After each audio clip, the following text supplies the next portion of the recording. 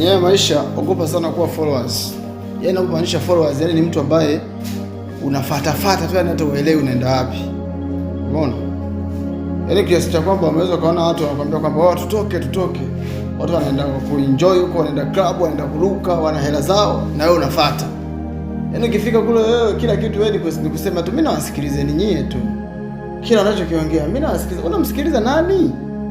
Acha ujinga, tafuta hela. Nenda katumie hela yako wewe. Usio unapenda kufuata watu afu kati una hela. Mimi nawasikilizeni nyinyi tu. Nyinyi ndio kila kitu. Hiyo kitu haitakiwi. Mtoto wa kiume inatakiwa unapotoka ukiwa unajiamini kwamba chochote naweza kukifanya, naweza kukimudu katika upande wa gharama na katika upande wa kulipia. Kuna watu hapa duniani wana hela nyingi sana, lakini pia hela walizonazo ni hela ambazo zinawasaidia katika mambo yao na zinawafanya waweze kuinvest sehemu tofauti. Kwa mfano kuangalia kwa mfano Waarabuni kuna watu wana hela nyingi sana kumzidi hata Bill Gates. Lakini watu hawajitangazi. Watu wako kimya tu. Watu wako sealed, wana hela nyingi, yani hela chafu lakini wako sealed.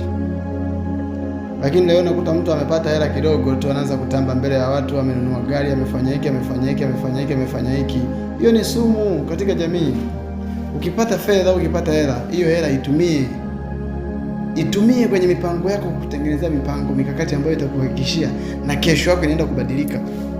Usitafute hela kwa ajili ya kuwatambishia watu au kuwalingishia watu. Tafuta hela kwa ajili ya manufaa yako.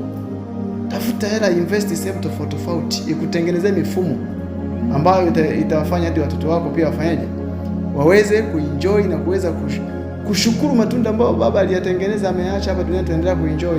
Hicho ndio kitu cha msingi kwenye maisha. Ukikosa leo, mshukuru Mungu, kwa sababu wewe unapokosa kuna wengine wamekosa zaidi yako, na siku ukipata mshukuru Mungu, kwa sababu kuna wengine wapo waliopata zaidi yako. Kwa hiyo kila mmoja na fungu lake. Wewe ukipata fungu lako, tulia, endelea kulitumia fungu lako. Kila mmoja atapata fungu lake.